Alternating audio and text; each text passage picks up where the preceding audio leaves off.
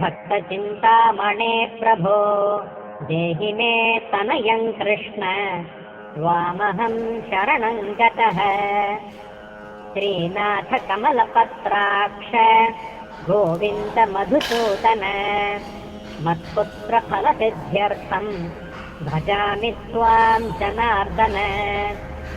पन्यं पिबन्तं जननीमुखाम्बुजं विलोक्य मन्दस्मितमुज्ज्वलाङ्गम् स्पृशन्तमन्यस्तनमङ्गुलीभिः वन्दे यशोदाङ्कगतं मुकुन्दम्।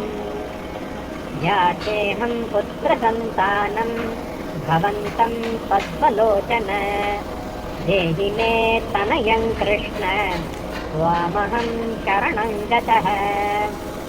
अस्माकं पुत्रसम्पत्तेः चिन्तयामि जगत्पते शीघ्रं मे देहि दातव्यं भवता मुनिवन्दित। वासुदेव जगन्नाथ श्रीपते पुरुषोत्तम कुरु मां पुत्रदत्तं च कृष्णदेवेन्द्रपूजित। कुरु मां पुत्रदत्तं च यशोदा प्रियनन्दन मह्यं च पुत्रसन्तानं दातव्यं भवता हरे।